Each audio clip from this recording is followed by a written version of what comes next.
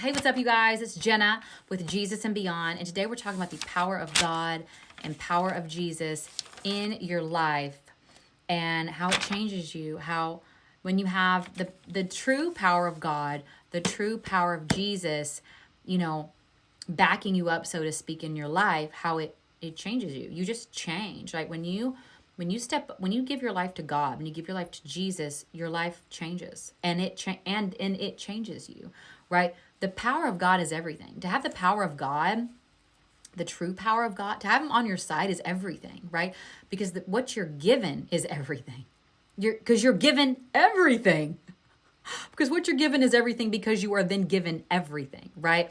And it's like it's this essence in your being that you're given, this new eternity in him and with him, but then it also lives in you. You're given this newness in you, in you, in your body, in your spiritual mind, in your spinal cord, in your heart. You're given this newness, this new life. And you're given this power, wondrous power. They're given this wonder working power in the blood of the Lamb. That is Jesus, the Lamb, and the Lion. He's both. But it's his blood that's shed, that's your protection. We're talking about the power of God, and it is to surpass all things. It surpasses all kingdoms, all entities, all deities. He is the all-knowing, all-knowing, all earthly, above earth, you know, above, and he is above all. And he is the, wonder working power in the blood of the Lamb. And the power of God really exceeds all other powers. The power of Jesus, which he is the conduit, right? He is the conduit to God, right? He is the conduit to God. And then we are we are the conduits also of Jesus as well, because he lives and resides in us. We who are his people, the sheep of his pasture, live and resides in and around us.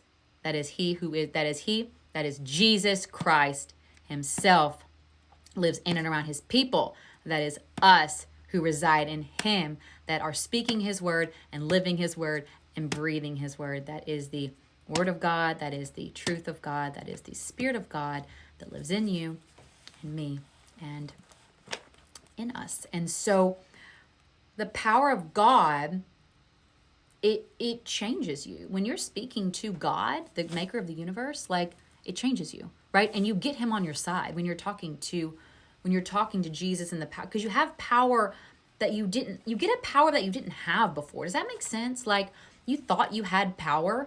You thought you had your own power, and you do for a while.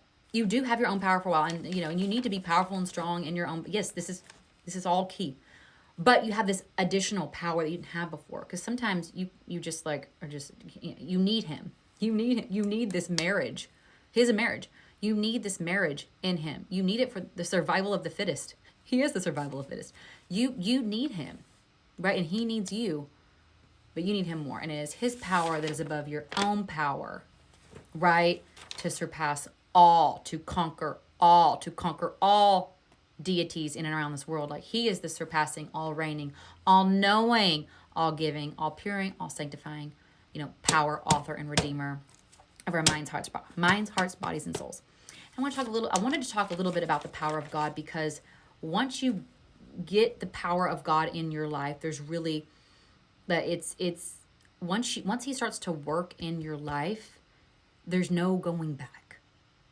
Like, there's just, once he's really working in your life, once he's like, how do I say this? Like, once God is like showing you and telling you what he's doing, and you're watching it unfold, there's just no going back.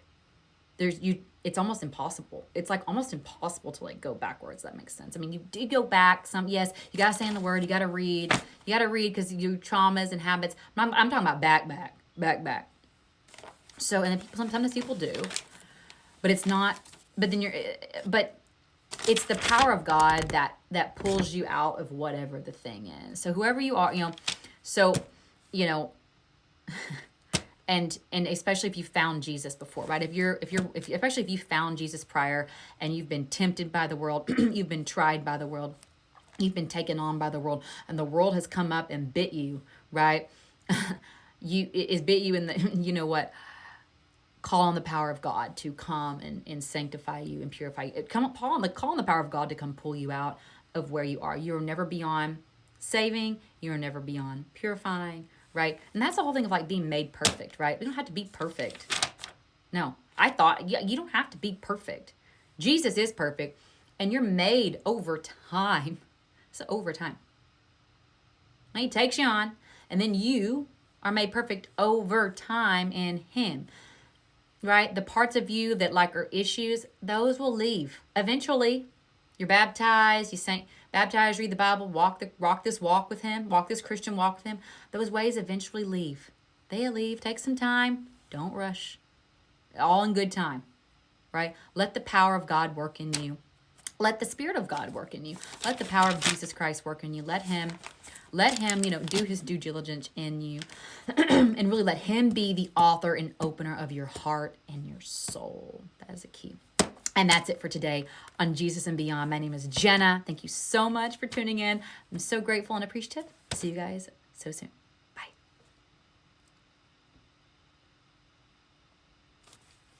I hope this worked.